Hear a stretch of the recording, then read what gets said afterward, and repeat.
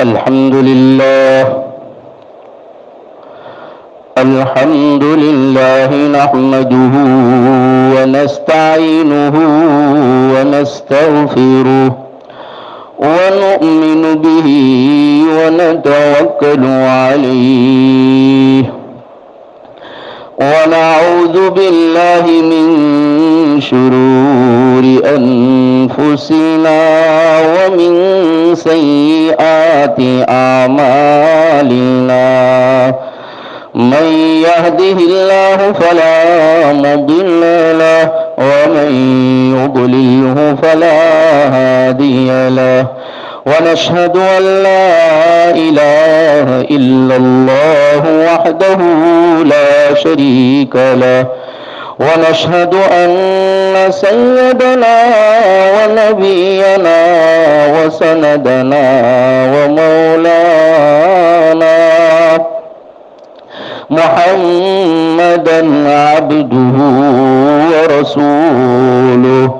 صلى الله تعالى عليه وعلى آله وأصحابه وبارك وسلم تسليما كثيرا كثيرا أما بعد فأعوذ بالله من الشيطان الرجيم بسم الله الرحمن الرحيم إنا أخلصناهم بخالصة ذكر الدار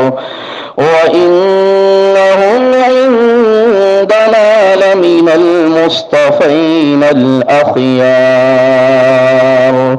واذكر إسماعيل واليسع وذا الكفل وكل من الأخيار صدق الله العظيم. معزز سامعین کرام، اللہ جل جلالہ ومن والہ ان آیات میں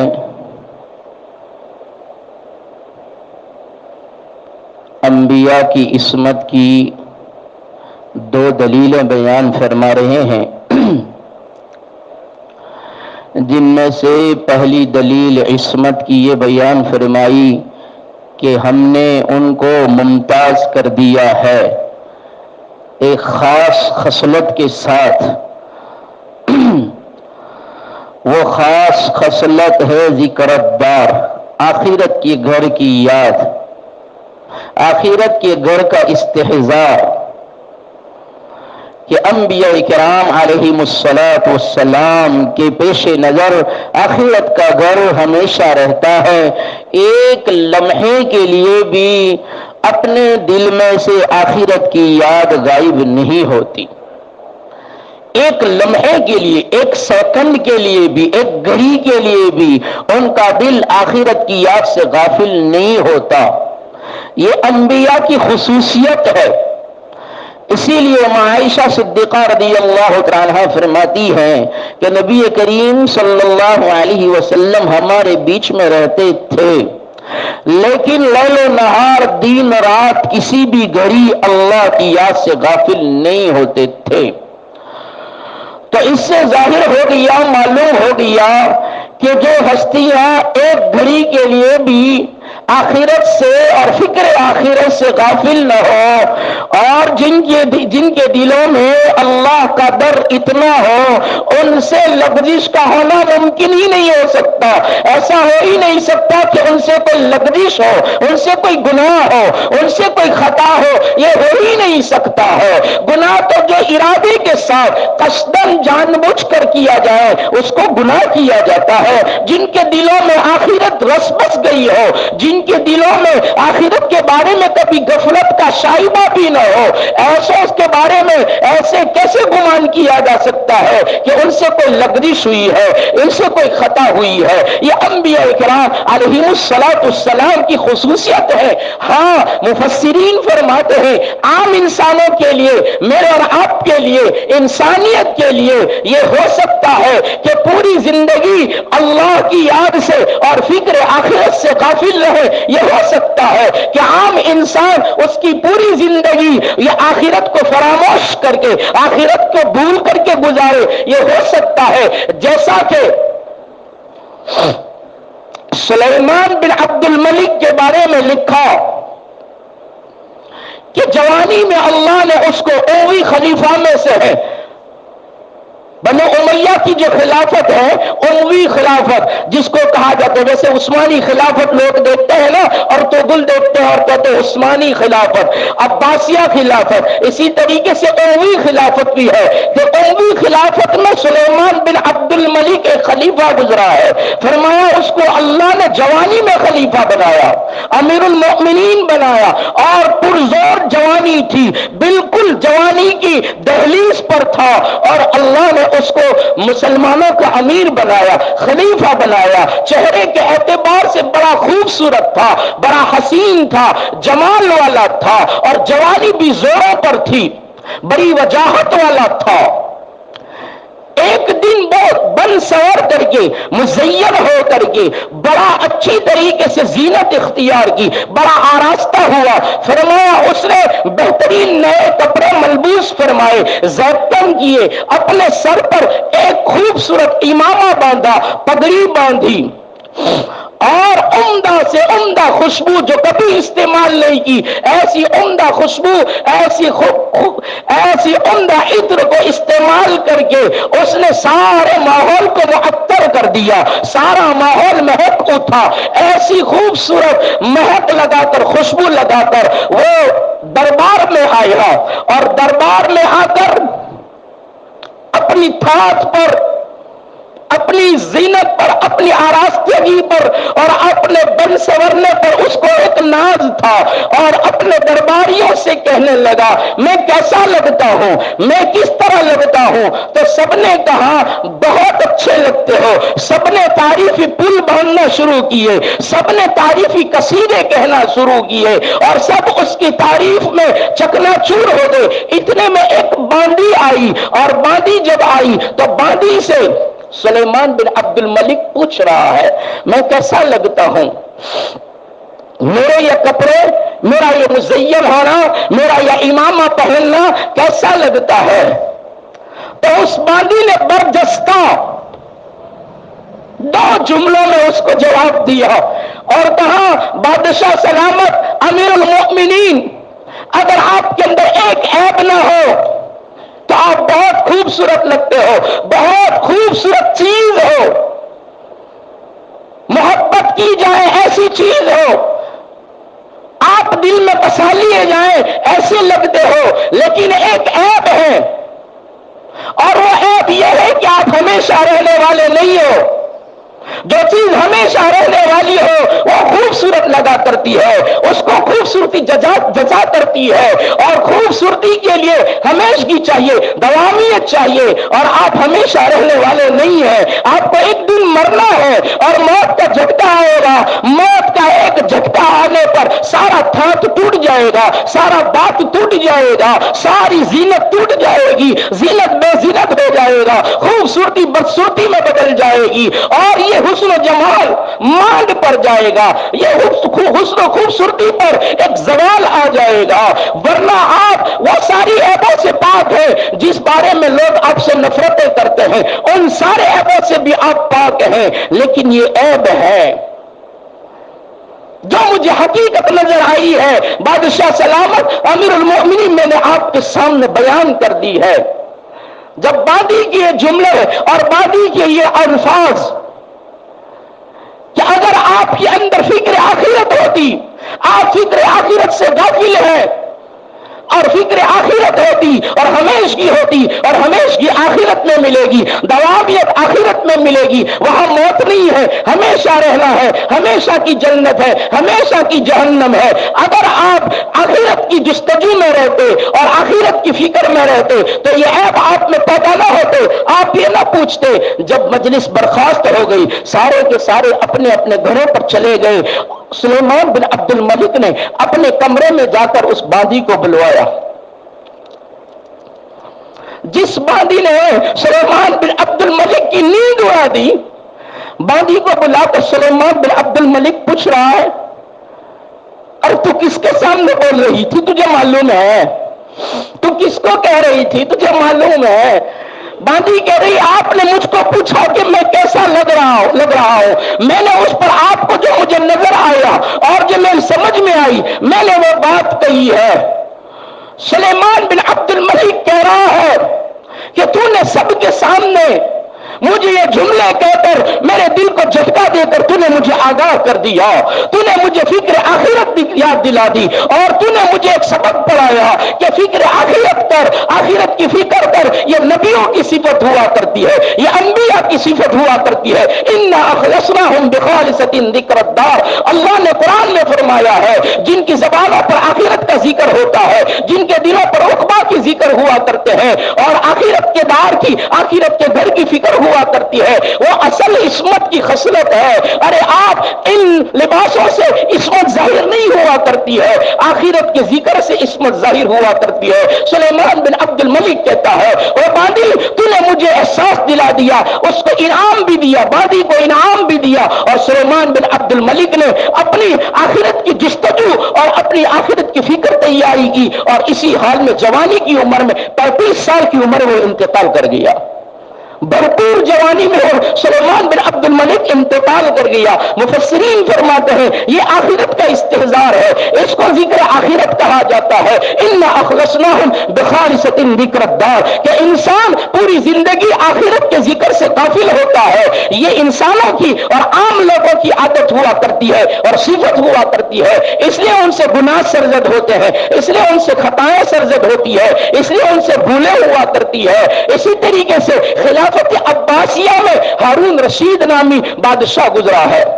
یہ خلافت امویہ میں تھا، یہ خلافت عباسیہ میں ہے۔ خلافت عباسیہ میں ہارون رشید ایک بہت نیک دل بادشاہ گزرے ہیں۔ ہارون رشید کے زمانے میں ایک بزرگ تھے جن کو بہلول کہا جاتا تھا۔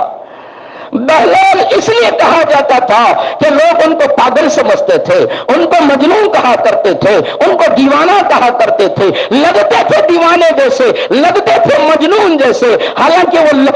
مجنون نہیں تھے، وہ دیوانے نہیں تھے، ان کو آخرت کا چسکا لگا ہوا تھا، فکر آخرت سمائی ہوئی تھی، فکر آخرت دل میں گھر کر گئی تھی۔ اس فکر آخرت کی وجہ سے دنیا والے ان کو مجنون کہا کرتے تھے، ان کو پاگل اور دیوانہ کہا کرتے تھے۔ اور یہ قاعدہ ہے جو جتنا دین کے پیچھے لگ جاتا ہے اور جتنا دین کے پیچھے دیوانہ ہو جاتا ہے لوگ اس کو دیوانہ اور پاگل کہا کرتے ہیں۔ فی زماننا، ہمارے زمانے میں بھی لوگ آخرت کی جستجو میں دیوانے ہو جاتے ہیں تو دنیا پرست لوگ ان کو مجنون کہتے ہیں، اپنی مجلسوں میں بھی جگہ نہیں دیتے، ان کو دیکھ کر بھاگتے ہیں اور کہتے ہیں وہ تو دیوانہ ہے، وہ تو پاگل ہے، جہاں کہیں بھی ملتا ہے دین کی باتیں کرتا ہے، دین سمجھانے بیٹھ جاتا ہے، بڑے بڑوں کو بھی کھڑا کر کے، عورتوں کو بھی کھڑا کر کے، جوان لڑکیوں کو بھی کھڑا کر کے وہ تو دین کی باتیں کرنا شروع کر دیتا ہے۔ نہ وہ بازار دیکھتا ہے، نہ راستہ دیکھتا ہے، نہ چوراہا دیکھتا ہے، نہ مسجد دیکھتا ہے، نہ مدرسہ دیکھتا ہے، جہاں کہیں بھی جو بھی مل جاتا ہے اس کا ہاتھ پکڑ کر اس کو دین سمجھانے لگ جاتا ہے، اس کو دعوت دینے لگ جاتا ہے۔ یہ اس کی آخرت کی جستجو ہے، یہ اس کی آخرت کی دیوانگی ہے، اور دنیا پرست لوگ اس کو دیوانہ کہتے ہیں، مجلس میں بھی جگہ نہیں دیتے اور کہتے ہیں ایسے دیوانوں کو ہماری مجلسوں میں نہ لایا کرو۔ ہارون رشید کے زمانے میں یہ بزرگ، یہ اللہ کا ولی جس کو لوگ مجنون کہا کرتے تھے، وہ ہارون رشید کے پاس آیا کرتے تھے۔ ہارون رشید ان سے پیار کرتا تھا اور ہارون رشید ان کی مذاق بھی کیا کرتا تھا۔ بادشاہ اس بہلول کی مذاق بھی کیا کرتا تھا، استہزاء بھی کیا کرتا تھا، اور لوگ بڑوں کی اللہ والوں کی ایسے بھی مذاق کیا کرتے ہیں، استہزاء کیا ہی کرتے ہیں۔ بہلول کی ہارون رشید مذاق اڑایا کرتا تھا اور مذاق کیا کرتا تھا، لیکن بہلول بھی ہارون رشید کو اگر مذاق کرنے میں مزہ آتا ہے تو بہلول بھی کرنے دیتے تھے اور کہتے کرو، اگر ہماری استہزاء اور مذاق کرنے میں آپ کو اچھا لگتا ہے تو ہم اس پر بھی راضی ہیں، کرو۔ استہزاء کرنے والا ہارون رشید کہتا ہے جب بھی مجھے مجلس میں یگانگیت کا احساس ہوتا اور جب مجھے مجلس کے اندر کنٹالا آتا، یگانگیت کنٹالا،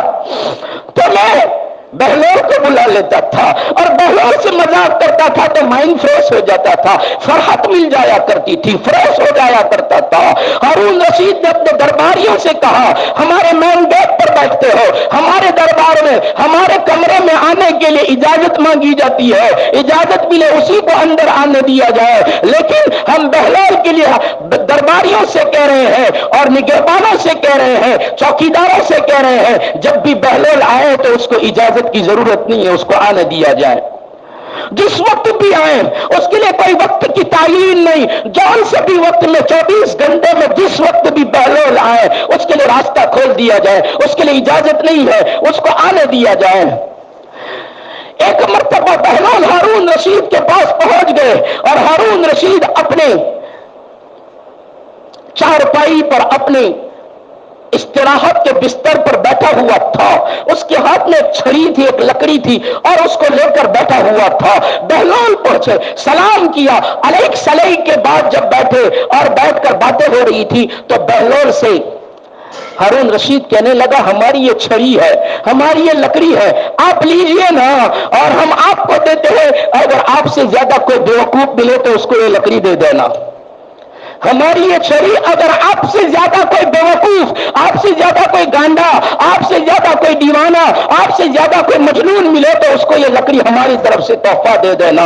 بہلول نے وہ لکڑی لے لی اور تحفہ لے لیا۔ تھوڑی دیر باتیں کرنے کے بعد بہلول نے اجازت چاہی، اب میں جاتا ہوں۔ بہلول اجازت لے کر دربار سے نکلے، شاہی دربار سے نکل کر گھر پہنچے، لکڑی ہاتھ میں ہے، لکڑی کو لے کر گھر میں جا کر بیٹھ کر دیکھ رہے ہیں، اے اللہ ہارون رشید ہمیں دیوانہ کہتا ہے، ہارون رشید ہمیں بیوقوف کہتا ہے، ہارون رشید ہمیں مجنون کہتا ہے اور ہمیں مجنون سمجھ کر، بیوقوف سمجھ کر ہمارے ہاتھ میں چھری تھما دی، ہمارے ہاتھ میں لکڑی تھما دی اور ہمیں یہ بھی کہا ہے اور ان سے زیادہ اگر کوئی بیوقوف ملے تو اس کو یہ لکڑی تھما دینا۔ یا اللہ ہم سے زیادہ جو بیوقوف آپ کی نظر میں ہو ہمیں ملا دیجئے، ہمیں اس کی ملاقات کرا دیجئے، ہمیں یہ تحفہ پہنچانا ہے، ہمیں وکیل بنایا گیا ہے، وکیل کا کام ہے وکالت کر دینا، ہمیں ذمہ دار بنایا ہے، یہ ایسا بیوقوف ملا دے کہ جس کے ہاتھ میں لکڑی تھماتے ہوئے ہم کہیں کہ آپ ہم سے زیادہ بیوقوف ہیں۔ بہلول یہ جملے کہہ رہے ہیں، چند عرصہ گزرا، چند دن گزرے، خبر ملی ہارون رشید بہت بیمار ہے، بہت علیل ہے اور لگتا ہے اب زندگی یاری نہ دے گی۔ اب طبیبوں نے کہا ہے یہ اٹھ نہ سکیں گے، یہ صحت یاب نہیں ہو سکتے ہیں۔ ہارون رشید کے بارے میں فیصلہ کر دیا طبیبوں نے، تو بیمار پرسی کے لیے، عیادت کے لیے بہلول آ گئے اور ہاتھ میں وہ لکڑی بھی ساتھ میں ہی تھی، لکڑی لے کر، وہ چھری لے کر بہلول کے دربار میں، بہلول ہارون رشید کے دربار میں داخل ہوئے، اجازت تو لینی نہیں تھی، سرحانے پہنچے، ہارون رشید کی خیر خبر پوچھی اور پوچھا بادشاہ سلامت کیسا ہے، طبیعت کیسی ہے؟ تو کہا طبیعت بہت ناساز ہے، لگتا ہے اب آخرت کا سفر کرنا ہے۔ تو بہلول نے کہا آخرت کا سفر کرنا ہے، کب واپس آؤ گے؟ ہارون رشید کہنے لگا ہم نہیں کہتے کہ تو بیوقوف ہے، ہم نہیں کہتے کہ تو گندا ہے، ہم نہیں کہتے تو مجنون ہے، ارے کوئی سفر آخرت میں جاتا ہے، کوئی واپس تھوڑی آتا ہے، سفر آخرت کا ہو، کون ہے جو آخرت کے سفر سے واپس آیا ہو؟ تو کیسی گانوں جیسی باتیں کرتا ہے؟ بہرحال زندگی بری ہوئی، عقل پاس نہ آنے دی، عقل کو قریب نہ آنے دیا، یہ کیسی بیوقوفوں جیسی باتیں کرتے ہو؟ ہارون رشید تیش میں آ گیا، بیماری ایک تو پریشان کر رہی ہے اور بیماری پر ایسے سوال کرتے ہو کہ کب واپس آؤ گے؟ بہلول نے کہا غصے نہ ہوئیے سردار، ذرا بتائیے نا، سفر کر رہے کتنی فوج آگے بھیجی ہے، کتنا لشکر آگے بھیجا ہے، کتنا توشہ ساتھ میں لیا ہے، کتنے دنوں کا کھانا ساتھ میں لیا ہے، کتنے دنوں کا راشن ساتھ میں لیا ہے۔ تو ہارون رشید کہنے لگا، ارے ایسے بے وقوفوں کو کیوں اندر آنے دیتے ہو؟ ایسے بے وقوفوں کو کیوں اندر آنے دیتے ہو؟ بیماری کی حالت میں اب ہم زندگی سے مایوس ہو گئے ہیں، اور اوپر سے یہ داغ دیتے ہیں، اوپر سے یہ دام دیتے ہیں، اوپر سے یہ ہمیں پریشان کرتے ہیں۔ ارے بہلال تجھے معلوم نہیں ہے، یہاں لشکر نہیں بھیجا جاتا، یہاں فوج نہیں بھیجی جاتی،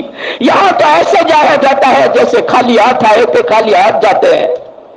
ماں کے پیٹ میں جیسے بے قبر کی پیٹ میں ایسے جاتے ہیں، ہاتھ میں کچھ نہیں ہوتا ہے۔ بادشاہ ہو اپنی بادشاہت چھوڑ کر جاتا ہے، امیر ہو اپنی امارت چھوڑ کر جاتا ہے، مالدار ہو اپنی مالداری چھوڑ کر جاتا ہے، ثروت ہو ثروتی چھوڑ کر جاتا ہے، ارے تنگدست ہو اپنی غریبی چھوڑ کر جاتا ہے، ساتھ میں کوئی کچھ نہیں لے کر جاتا۔ شاہ و گدا سب یکساں جاتے ہیں۔ بہلول کی آنکھوں میں سے تب تب آنسو گرنے لگے، کہنے لگے بادشاہ سلامت، آپ کے لیے تحفہ لے کر آیا ہوں۔ اور وہ چھری نکال کر ہارون رشید کے سامنے کی اور کہا بادشاہ سلامت، آپ نے کہا تھا ہم سے بے وقوف کوئی ملے تو اس کو یہ لکڑی تھما دینا، ہم نے بہت تلاش کیا بہت ڈھونڈا لیکن ہم کو آپ سے زیادہ بے وقوف کوئی نہیں ملا، آپ تو ہم سے بھی زیادہ بے وقوف نکلے، آپ تو دنیا کا چھوٹا سا اور مختصر سا سفر بھی کرتے تھے تو مہینوں پہلے تیاری کرتے تھے، اور سفر کرنے کے لیے راشن اور اناج غلہ ساتھ میں لیا کرتے تھے، توشے بھی ساتھ میں لیا کرتے تھے، اور فوجوں کے ساتھ آہ بکا کے ساتھ ہتھوں بچوں کی آواز کے ساتھ آپ نکلا کرتے تھے۔ آخرت کا اتنا بڑا سفر جہاں سے واپس نہیں آنا ہے، جہاں کوئی کام نہیں دے گا، جہاں کوئی لشکر فوج حفاظت کے لیے نہیں ہے، جہاں کھانے پینے کے لیے توشادان نہیں ہے، اس سفر کے لیے آپ نے کوئی تیاری نہیں کی، اس سفر کے لیے آپ نے کچھ نہیں کیا۔ ایک دم ہارون رشید کے دل پر جھٹکا لگا، ہارون رشید کہنے لگا ہم نے پوری زندگی آخرت کے گھر کو تو بھلا ہی دیا، ہمیں تو استحضار ہی نہ ہوا، ہمیں آخرت کے گھر کا تو کبھی خیال تک نہ آیا، ہم تو یہی سمجھ کر جیتے رہے کہ یہ دنیا ہے، یہ دنیا ہے، یہ ہمارا ہے، یہ ہمارا ہے، یہ میرا ہے، یہ میرا ہے، یہاں میرا حکم چلتا ہے، یہاں میری آواز پر لوگ جمع ہو جاتے ہیں، میں اگر کروں تو جمع ہو جاتے ہیں، مجھے ذرا سا خراش آ جائے تو طبیبوں کی بھیڑ لگ جاتی ہے، ذرا سر میں درد ہو جائے تو سر پر ہاتھ پھیرنے والے، دوائیاں لگانے والے، پھونک اور جھاڑ پھونک کرنے والے، دم لگانے والے، ان کی تولیاں آ جاتی ہے۔ ہم نے تو یہ احساس ہی نہ ہوا کہ قبر میں کوئی نہیں آئے گا، ہمیں تو اس کا استحضار ہی نہ ہوا، صرف سنتے رہے، صرف سنتے رہے۔ قبر برحق ہے، قبر کے عذابات برحق ہے، قبر کا چین سکون برحق ہے، قبر میں جنت کی کھڑکیوں کا کھلنا حق ہے، منکر نکیر کے سوالوں کا ہونا حق ہے۔ اعمال کی ترازو کے مطابق، اعمال کے مطابق قبر اپنے ساتھ رویہ کرتی ہے، اپنے ساتھ سلوک کرتی ہے۔ ہم نے سنا تو تھا، نبی کا فرمان سنا تھا، قرآن سنا تھا، لیکن سنا تھا اس کان سے، نکال دیا تھا اس کان سے، اور پھر دنیا میں مست ہو گئے، ایسے ہو گئے جیسے مرنا ہی نہیں ہے، ایسے ہو گئے جیسے موت آنی ہی نہیں ہے۔ بہلول کے سامنے ہارون رشید ہچکیاں مار مار کر رونے لگے، ایک طرف بستر علالت پر ہے، موت کی انتظار میں ہے، اس طرف بہلول کی اس جھٹک نے، بہلول کی اس نصائح نے اور فکر آخرت نے ہارون رشید کی بدن کے اندر لرزہ طاری کر دیا۔ اِنَّا أَخْلَصْنَاهُمْ بِخَالِصَةٍ ذِكْرَى الدَّارِ۔ انبیاء کے ساتھ تو خصوصیت سے اللہ تبارک و تعالیٰ نے یہ معاملہ فرمایا کہ اللہ ان کو دنیا میں رکھتے ہوئے بھی آخرت سے کبھی غافل نہیں ہونے دیتے، لیکن وہ بہلول کہہ رہا ہے ہارون تیرا کیا ہوگا میرا کیا ہوگا، ہمیں تو آخرت کے استحضار کے لیے زندگی ملی لیکن ہمارے اندر کبھی استحضار آخرت کی فکر ہی نہ آئی، فکر آخرت ہی نہ آئی، بڑے ہو گئے مسجدوں میں نہ آئے، بڑے ہو گئے نماز نہ پڑھی، بڑے ہو گئے مسجد میں آ گئے، نماز پڑھی تو ایسی نماز پڑھی جو نماز کہنے کے لائق ہی نہیں ہے۔ قیام میں کھڑا رہا تو گھوڑے کی طرح ایک پاؤں ذرا سا موڑ دیا، ایسا جیسے تھک کر کھڑا ہوا ہے، اور سینہ تان کر کھڑا رہا۔ قیام میں بھی ایسا لگتا ہے رب کے سامنے نہیں آیا ہے، بلکہ رب کے سامنے بھی سینہ تان کر کہتا ہے تیرے در پر آیا ہوں، دینا ہی پڑے گا۔ رکوع کرتا ہے تو ایسے کرتا ہے جیسے اونٹ کی کوہان ہو، ذرا بھی نیچا نہیں ہوتا، ذرا بھی جھکتا نہیں ہے، کمر کو شرین کو سر کو یکساں نہیں کرتا ہے، ایسے اوپرے اوپرے رکوع کرتا ہے۔ ارے تجھے گھٹنوں پر ہاتھ رکھنے کو کہا، انگلیاں کھول دے، ایسے رکھ جیسے کوئی دیکھنے والا سمجھے اس نے گھٹنے پکڑے ہوئے، لیکن آخرت کا استحضار ہی نہیں ہے تو کوئی تو رانوں پر ہاتھ رکھتا ہے، ارے کوئی نلے پر ہاتھ رکھتا ہے تو کوئی گھٹنوں پر انگلیاں ملا کر رکھ دیتا ہے۔ سجدے میں گیا، دونوں کلائیاں کوہنیاں یہ ساری کی ساری زمین پر رکھ دی، اور ایسے سجدہ کرتا ہے جیسے لگتا ہے کہ یہ سستی کرتا ہے۔ اجے ابھی تجھے سجدہ کرتے بھی نہ آیا، سالوں سے نماز پڑھتا ہے، داڑھی بھی سفید ہو گئی، پوتوں کا دادا بن گیا، نواسوں کا نانا بن گیا، قبر کے قریب پہنچ گیا، گھٹنوں نے بھی جواب دے دیا، بدن کے اعضاء نے بھی جواب دے دیا، لیکن ابھی تجھے سجدہ کرتے بھی نہ آیا۔ اِنَّا أَخْلَصْنَاهُمْ بِخَالِصَةٍ ذِكْرَى الدَّارِ۔ دار آخرت کی جستجو آ جایا کرتی ہے نا، فکر آ جایا کرتی ہے نا، تو بہلول کی نصیحت پر ہارون رشید ہچکیاں مار کر رو کر کہتا ہے بہلول پہلے تو تو مجھے معاف کر دے،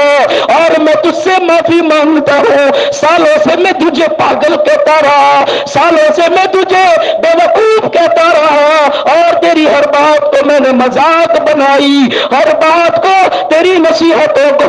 میں پاگل پنا سمجھ کر پس پشت ڈال ہی رہا تھا، اور سمجھتا تھا اس کی بات پر دھیان نہ دو، یہ تو پاگل آدمی ہے، صرف ٹائم پاس کے لیے تجھے بلاتا تھا۔ تیری تو ایک ایک بات حکمت سے لبریز تھی، تیری تو ایک ایک پند و نصائح قابل قبول تھی، لیکن میں تجھے استہزاء کرتا ہوں۔ اسی کو منصب و رسالت کے لیے قبول کیا کرتا ہے، پسند کیا کرتا ہے۔ اس سے پتا چلا کہ نبوت یہ کسبی چیز نہیں ہے کہ کوئی ڈگری حاصل کر کے، کوئی عبادت اور ریاضت کے ذریعے سے، یا کوئی ڈگریاں پاس کر کے، یا کوئی ہنر سیکھ کر کے نبوت کا تمغہ حاصل کر سکے۔ سر یہ رسالت کی اللہ تبارک و تعالیٰ کی طرف سے ملنے والی اس عظیم نعمت کو ڈگریوں کے ذریعے حاصل کیا جائے، یہ نہیں ہو سکتا ہے۔ یہ منتخب کرنا، اللہ تبارک و تعالیٰ ایسے بندوں کو منتخب کرتا ہے جن میں قصداً اور ارادتاً گناہ کرنے کی صلاحیت نہ ہو، ایسوں کو اللہ منتخب کرتا ہے۔ جن کے اندر گناہ کرنے کی استعداد ہو، گناہ کرنے کی صلاحیت ہو، اللہ اس کو نبوت کے لیے منتخب نہیں کرتا ہے۔ تو انبیاء کا انتخاب یہ اس بات کی دلیل ہے کہ ان کے اندر گناہ کرنے کی استعداد نہیں ہے، ان کے اندر گناہ کرنے کی نافرمانی کرنے کی صلاحیت نہیں ہے، اس لیے اللہ فرماتا ہے ہم نے ان کو منتخب بھی فرمایا اور وہ بہت اچھے لوگ ہیں۔ اس کے بعد اللہ تبارک و تعالیٰ اپنے نبی محمد الرسول اللہ صلی اللہ علیہ وسلم کو اور صبر کی تلقین کرتے ہوئے اور تسلیاں دیتے ہوئے اپنے باپ کی داستان سنا رہے ہیں۔ وَاذْكُرْ اسماعیل، او میرے نبی جی تجھے تیرے دادا کا ذکر سن لیا، ابراہیم کا ذکر سن لیا، ارے اب تیرے باپ کا ذکر بھی سن لے۔ وَاذْكُرْ اسماعیل، اب ذرا آ جانا، ارے صبر کا دامن چھوٹنے سے اور چھوڑنے سے اپنے آپ کو بچا لینا، ارے دل کو تنگ نہ کرنا ان مکہ والوں کی لب کشائیوں پر اور ان کی تانا زنیوں پر، اپنا دل چھوٹا نہ کر، مایوس نہ ہو جا، مکہ چھوڑ دینے کے ارادے نہ کر لیا کرنا۔ ارے نبی جی ذرا سن لو وذکر اسماعیل، ذرا اپنے باپ اسماعیل کا ذکر بھی سن لو اور دنیا والوں کو بھی سنا لے، اور 22ویں صدی کے ان مسلمانوں کو بھی قرآن کے حوالے سے سنا دیجئے نا۔ وذکر اسماعیل، اسماعیل بھی حالات سے گزرا ہے۔ اور میرے نبی تجھے تو 40 سال کے بعد لوگوں نے انکار کر کے تکلیفیں پہنچائی، ورنہ 40 سال تک تو لوگ تجھے اپنی باہوں میں، اپنی گودوں میں اور اپنی مجلسوں میں، اپنے ہر جگہ پر تجھے لے کر گئے اور تجھے امین بھی کہتے تھے اور صادق بھی کہتے تھے اور تیری بات پر بھروسہ بھی کرتے تھے۔ یہ تو تمغہ نبوت کے بعد لوگ تجھ سے نفرت کرنے لگے اور تجھے پتھر مارنے لگے۔ ذرا تیرے باپ کی داستان تو سن، تجھے صبر کرنے میں مزہ آئے گا، تجھے تسلیاں آشواسن مل جائے گا کہ تیرا باپ جس کی نسل سے تو آیا ہے، اسحاق کی نسل سے تو ہم نے 4000 نبیوں کو بھیجا، لیکن اسماعیل کی نسل سے تو ایک آیا ہے، لیکن ایسا ایک آیا ہے کہ میری خزانے میں بھی ایک ہی تھا، اس کے سوا کوئی نہیں تھا۔ ذرا سننا، اسماعیل تو جب پیدا ہوا تو اس کو تو رو کر مانگا گیا اور اتنا روئے ہیں ابراہیم ہمارے سامنے، اتنا روئے ہیں کہ روتے روتے نڈال ہو جاتے ہیں اور ہچکیاں بن جاتی ہے۔ بڑھاپے کی عالم میں ہم نے 83 سال کی عمر میں جا کر جب کہ بڑھاپا آ گیا اور چہروں کے اوپر شکنیں بھی آنے لگی اور سر پر سفید بال بھی آنے لگے، ہم نے اتنا رلانے کے بعد اسماعیل کو دیا ہے، اور اسماعیل دینے کے بعد ہم نے ایسے ہی نہیں چھوڑ دیا بلکہ ہم نے پھر آزمائش میں ڈالا، پھر ہم نے ابتلا میں ڈالا اور کہا یہ شیرخوار بچے کو ماں کے سینے سے دودھ کی چسکیاں لینے والا جو سالوں کے بعد آیا، جس کو دیکھ کر تجھے پیار آتا ہے، ارے شفقت پدری کہیں اتنی غالب نہ آ جائے کہ جستجو آخرت سے اور اپنے رب سے ذرا کہیں پیچھے نہ کر دے۔ اس نے فرمایا بیوی کو بھی چھوڑ دے، بچے کو بھی چھوڑ دے اور ایسی جگہ پر چھوڑ جہاں کوئی نظر نہ آتا ہو، جہاں مدد کا اور نصرت کا کوئی پہلو نظر نہ آئے، کوئی دور دراز تک جزو بھی نظر نہ آئے، کالے کالے پہاڑ ہو، کالے کالے پتھر ہو، کالی کالی راتیں ہو، ایسی سیاہیوں میں بیٹے کو بھی چھوڑ دے، بیوی کو بھی چھوڑ دے، اور خبردار پیچھے مڑ کر بھی دیکھا، ابراہیم اجازت نہیں ہے پیچھے مڑ کر دیکھنے کی بھی۔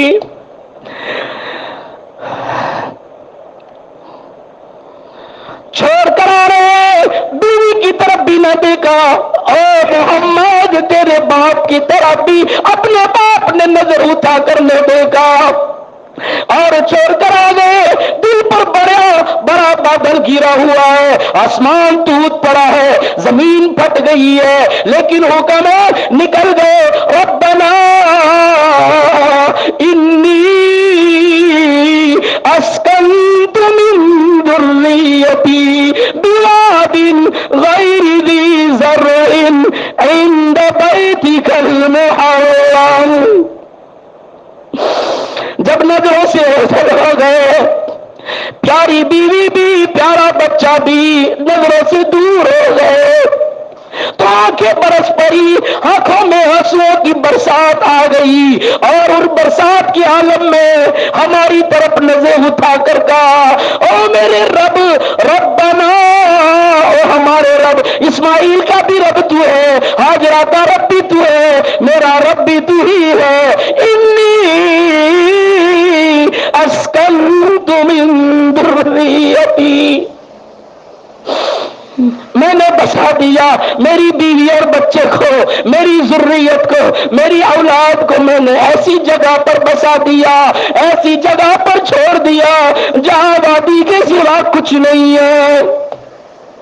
مدد کی کوئی سبیل نہیں ہے، کھانا پورا ہو جائے تو کوئی کھانا دینے آئے گا، نہ انسانوں کی بستیاں ہیں، نہ کھلانے والوں کا کوئی جم غفیر ہے، نہ کھلانے والوں کا کوئی فرد نظر آتا ہے، مدد کی کوئی بھی سبیل نہیں ہے، لیکن مولا اس قربانی کو منظور فرما کر، اس ابتلا کو، اس آزمائش کو پاس کر کے اے اللہ اس جگہ کو، جس جگہ کا آج کوئی ویلیو نہیں ہے، جس جگہ کا کوئی آج مقام نہیں ہے، جس جگہ کو کوئی دیکھنے بھی نہیں آتا، اس جگہ کو محرم بنا دے، اور ایسا محرم بنا کہ اس کو دیکھنے کے لیے ساری انسانیت تڑپا کرے۔ اے میرے نبی وذکر اسماعیل، بہت مرتبہ سنا اسماعیل کا ذکر، آج نبی کریم صلی اللہ علیہ وسلم کو تسلی دینے کی حیثیت سے، آج نبی کریم صلی اللہ علیہ وسلم کو صبر کی تلقین کرنے کی حیثیت سے سنایا جا رہا ہے، وذکر اسماعیل، سن اسماعیل کا ذکر۔ اور اتنا نہیں، جب وہ چلنے کے قابل ہو گیا، باپ کی پہچان کرنے کے قابل ہو گیا، ہم نے حکم دیا لے آ، جب لے کر آیا تو پھر ہم نے حکم دے دیا اس کو ذبح کر دے۔ تیرے باپ اسماعیل پر ہم نے اتنی آزمائشیں ڈالی ہے، ایک چھوٹا سا بچہ 10-12 سال کا بچہ جس کو کہا جائے تجھے چھری کے نیچے سونا ہے اور تیری گردن کاٹی جائے گی، کون فرما برداری کر سکتا ہے؟ کون اس آزمائش میں اور ابتلا میں اتر سکتا ہے؟ لیکن تیرا باپ تھا اسماعیل کہ اترا ہے اور کہا ہے کر دیجئے نا باپ، کر دیجئے اور دیر نہ کیجئے، سوچئے مت، بیٹا ہے لوگ کیا کہیں گے، لوگوں کی طرف نہ دیکھیے نا، رب کی طرف دیکھیے، رب کیا کہتا ہے۔ لوگوں کو جو کہنا ہوتا ہے، ایسے بھی اچھا کرو گے تب بھی لوگ تو برائیاں ہی کریں گے۔ لوگوں کی زبانوں پر تالے کون لگانے جاتا ہے؟ اچھا کرو تب بھی برا ہی بولیں گے، اس لیے کہ انسان تو ناشکرا ہے، انسان کا ضمیر ہی ایسا ہے کہ وہ اچھوں کی برائیاں ہی کرتے ہیں، برائیوں کی اچھائیاں کرتے ہیں، یہ ان کی زندگیوں کی نیا ہی الٹی ہے۔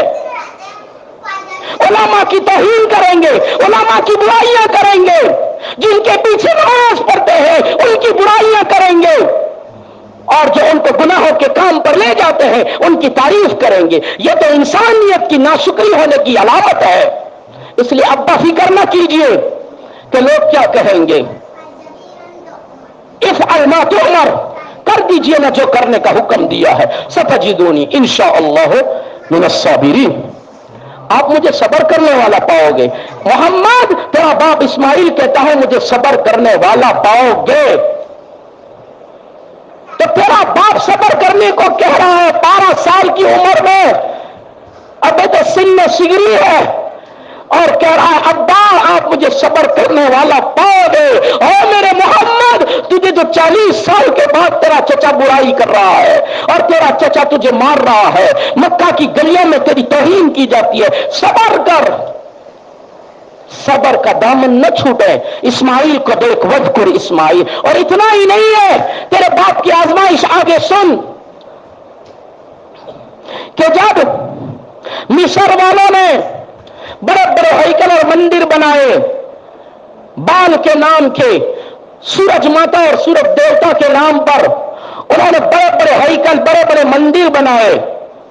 مصر والوں نے، فلسطین والوں نے بڑے بڑے مندر بنائے، جنہوں نے اس میں مچھلی دیوی رکھی، مچھلی دیوی رکھ کر ان کی پوجا کرتے تھے اور اس کے لیے مندر بنائے۔ فارس والوں نے آگ کی پوجا کر کے آتش کدے بنائے، بڑے بڑے آتش کدے بنائے۔ روم والوں نے عیسیٰ علیہ السلام اور کناری مریم کا مجسمہ بنا کر، ان کے بت بنا کر، ان کی شکلیں بنا کر، ان کی تصویریں بنا کر انہوں نے بڑے بڑے مندر بنائے، بڑے بڑے ہیکل بنائے اور کلیسائیاں بنائی، اور ان کلیسائیوں میں انہوں نے عیسیٰ کا بت رکھا، مریم کا بت رکھا اور اس کی پوجا کرتے تھے۔ ہندوؤں نے، یہ لکھا ہے مفسرین نے، ہندوؤں نے مہاتما بدھ، سری رام چندر، پھر مایاوتی، پاروتی دیوی اور काली माँ देवी, ऐसी देवियां और ऐसे ऐसे, अभी की बात नहीं करता, यह हजरत इस्माइल की दास्तान में लिखा है। दुनिया में सारे मज़ाहिब वालों ने अपने अपनी पुतों की और अपने अपने माबूदों की इबादत करने के लिए ऐसे बड़े बड़े मंदिर और ऐसे बड़े बड़े हैकल बनाए, अल्लाह की तौहीद के लिए, अल्लाह की तौहीद की इबादत के लिए, अल्लाह के सामने सरे नियाज झुकाने के लिए, जमीन को झुकाने के लिए। दुनिया में कोई घर नहीं है, कोई मस्जिद नहीं है, अल्लाह की इबादत के लिए कोई घर नहीं है। अरे तेरा बाप पहला है और तेरा दादा पहला है जिसने काबतुल्लाह को बनाया है। मोहम्मद, इससे बड़ी तेरे लिए फक्र की क्या बात हो सकती है कि सारी जमीन पर सबके नाम के मंदिर मिलते थे, सबके नाम के हैकल मिलते थे, सबके नाम की कलीसियां मिलती थी, लेकिन तेरे रब की इबादत के लिए कोई घर नहीं था। वो तो काबतुल्लाह तो हमने फरिश्तों के जरिए, बड़ी इत्तिला फरिश्तों के जरिए, फिर आदम के जरिए, फिर नूह के जमाने में अल्लाह ने उठा लिया, उसके बाद कोई घर नहीं था। हमने हुक्म दिया काबतुल्लाह को बनाओ, हमने निशानी बताई, वो जगह बताई जिस जगह पर काबतुल्लाह पहले था, जो सेंटर में मध्यम बिंदु है, पूरी दुनिया का सेंटर है। पूरी दुनिया जितनी भी अल्लाह ने दुनिया बनाई है उसका बिल्कुल सेंटर, मध्य बिंदु ये काबतुल्लाह है। अल्लाह ने इब्राहिम को कहा इस जगह बना, तो तेरा बाप मजदूर बना है, तेरा दादा मेमार बना है। सुना है ना मैंने आपने, लेकिन आज तफसीर के हवाले से सुनो कि इस अंदाज से जब मेमार बन रहा है इस्माइल, तेरा बाप बदकुर इस्माइल, जब तेरा बाप पत्थर उठा उठा कर ला रहा था ना, जब तामीर करते करते जहां तक इब्राहिम का हाथ जा सकता था वहां तक तो तेरे दादा ने किया, फिर आगे नहीं चल रहा है तो इब्राहिम ने कहा आगे कैसे करें, तो इस्माइल एक पत्थर लाए, तेरा बाप एक पत्थर लाए, इस्माइल एक पत्थर लाए और पत्थर को बाप के सामने रखा, कहा अब्बा मैं इस पत्थर को पकड़ता हूं, आप उस पर चढ़ जाइए। नहीं सुना मैंने और आपने आज तक, आज सुनो तफसीर के हवाले से। इस्माइल पत्थर को पकड़े हुए जमीन पर रखा, पत्थर कहीं गिर न जाए, बाप को कहीं चोट न लग जाए, बाप कहीं गिर न जाए। और माँ बाप की नाफरमानी करने वाली उम्मत इस्माइल और इब्राहिम की दास्तान बता रही है, माँ बाप की कदर कर लो। उनकी आंखें बंद होने से पहले फिर पछताओगे कि माँ बाप की कदर क्यों न की। बाप बूढ़ा हो गया तो उससे नफरत न करो, मां बूढ़ी हो गई तो उनसे आंख बिचौलिया न करो। घर की बीवियों को, घर की औरतों को बता दो आज मेरी मां बूढ़ी हो गई है, कल तुझे भी बूढ़ी होना है। आज उसके साथ तेरा सलूक अगर गलत होगा तो याद रख तेरी औलाद उससे भी ज्यादा गलत सलूक तेरे साथ करेगी। जिन लोगों ने अपनी आंखों से देखा है और खुद भी अफसोस कर रहे हैं हमने हमारे माँ बाप के साथ अच्छा बर्ताव नहीं किया, इसलिए आज हमारी औलाद हमारे सामने जबान चलाती है। अरे ऐसा भी देखा है कि बाप के सामने छुरा भी निकालती है औलाद, हाँ, और बताती है अब तुम्हारा दौर पूरा हुआ,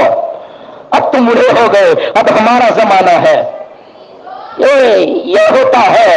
इब्राहिम अलैहिस्सलाम पत्थर लाकर इस्माइल ने रखा, अब्बा इस पर चढ़ जाइए ना। आपका बेटा इस्माइल उसको पकड़ता है। इस्माइल मुफस्सिरीन ने लिखा इस्माइल अलैहिस्सलाम ने पत्थर को दो हाथों से पकड़ा, इब्राहिम ऊपर चढ़े, इस्माइल ने पकड़ा हुआ, इब्राहिम ऊपर पत्थर रख रहे हैं, गाढ़ा मिट्टी लगा रहे हैं। खुदा की कुदरत देखिए ना। अरे इस्माइल तू पकड़े रहेगा तो हमें माल मिट्टी कौन देगा? कोई दूसरा मजदूर तो है नहीं, सब कुछ हम दोनों ही तो है। अगर तू पकड़े रखेगा तो घड़ा मिट्टी कौन देगा? अल्लाह ने इब्राहिम के लिए जिब्राइल को भेजा, जाओ ना जिब्राइल मदद करो ना, इस्माइल मजदूर बनने वाला है, इस इब्राहिम पत्थर पर खड़ा है। अल्लाह ने उस पत्थर में तासीर पैदा कर दी, जैसे ऊपर जाते पत्थर भी बड़ा होता जा रहा है। सीढ़ियों की जरूरत नहीं है, हाँ, जीनों की जरूरत नहीं है, पगथियों की जरूरत नहीं है, अल्लाह इसके जरिए से चला रहा है और इब्राहिम ऊपर चल रहे हैं, तामीर हो रही है, हजर अस्वद तक आ गए। लो अब क्या करें? अल्लाह ने जिब्राइल को हुक्म दिया, वो पत्थर जो हमने जन्नत से भेजा है और पहाड़ में रखा है, उस पहाड़ से निकाल कर लाओ। نہیں سنا تھا نا میں نے آپ نے آج تک کے پہاڑ میں رکھا تھا؟ وہ حجر اسود پہاڑ میں تھا، وہاں سے جبرائیل پہاڑ میں سے اس کو اکھاڑ کر کے لائے اور حضرت ابراہیم کو دیا اور کہا اس کو رکھ دو، یہ حجر اسود ہے، جنت کا پتھر ہے، جنت سے لایا گیا ہے، جنت سے اتارا گیا ہے۔ اس کو حجر اسود کو اس کی جگہ پر رکھا اور بیت اللہ کی تعمیر ہو گئی۔ جس پتھر پر کھڑے رہ کر اسماعیل لایا تھا نا، تیرا باپ لایا تھا، تیرے باپ کی قربانی تھی، وذکر اسماعیل، اسماعیل کا ذکر کر۔ جس پتھر پر اسماعیل کے ہاتھ لگ گئے، ہم نے اس پتھر کو کرشمہ ہی بنا دیا، اس پتھر کو ہم نے سیڑھی کی طرح اوپر نیچے ہونے والا بنا دیا۔ کوئی مشینری نہیں ہے، کوئی اس کو نہ پھراتا ہے نہ گھماتا ہے، خود بخود اوپر نیچے ہوتا ہے۔ اور ہم نے تیرے باپ کی یادگیری کو ایسا بنایا ہے کہ آج تک مقام ابراہیم پر اس پتھر کو رکھا گیا ہے، جس پر ابراہیم کے قدموں کے نشان بھی ہم نے پرندہ کر دیے، اور جو بھی جاتا ہے مقام ابراہیم پر جا کر اس کو 2 رکعت واجب پڑھنی ہوتی ہے۔ اللہ، طواف کرنے والا طواف کرتا ہے، مقام ابراہیم پر آ کر نماز نہیں پڑھتا ہے، اس کا حج ادھورا ہے، اس کا عمرہ ادھورا ہے۔ ہم نے تیرے باپ کی ابتلا پر، اس کے صبر پر، اس کے امتحان میں اترنے پر، ابتلا میں اترنے پر ہم نے تیرے باپ کا یادگیری بھی یاد رکھ دی ہے۔ اور اتنا ہی نہیں، جب بیت اللہ بن گیا ہے نا، تو بیت اللہ بننے کے بعد تیرا دادا اور تیرا باپ دونوں ہم سے کہہ رہا ہے مزدور کو مزدوری چاہیے،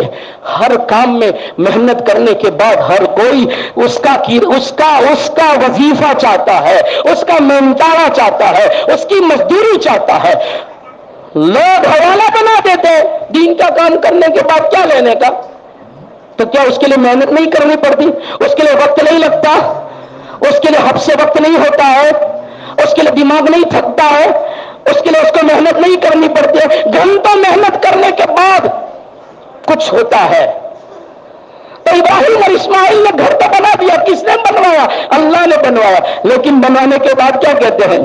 وَإِذْ يَرْفَعُ إِبْرَاهِيمُ الْقَوَاعِدَ مِنَ الْبَيْتِ وَإِسْمَاعِيلُ رَبَّنَا تَقَبَّلْ مِنَّا إِنَّكَ أَنْتَ السَّمِيعُ الْعَلِيمُ۔ بنانا قبول فرما لے، 4 دیواریاں بنا دی، تیری میری بن گئی ہو، اونچ نیچ ہو گیا ہو، کمی بیشیاں ہو گئی ہو، اے اللہ معاف فرما کر، تقبل منا، ہماری کا کام تو نہیں جانتے تھے لیکن پھر بھی بنا دیا، قبول فرما لے، انک انت السمیع العلیم، تو سننے والا بھی جاننے والا بھی۔ پھر آگے مین چارہ مانگتے ہوئے، مزدوری مانگتے ہوئے فرمایا ربنا وجعلنا مسلمین لک ومن ذریتنا امۃ مسلمۃ لک وارنا مناسکنا وتب علینا انک انت التواب الرحیم ربنا وابعث فیہم رسولا منہم یتلو علیہم آیاتک۔ الہی مزدوری چاہیے، مزدوروں نے ہاتھ اٹھائے، اور آپ کے یہاں مزدور کا حق نہیں مارا جاتا، آپ تو بے حساب دینے والے، ہمیں مزدوری چاہیے۔ مزدوری میں ہماری امت کو، آنے والی نسلوں کو، آنے والی امت کو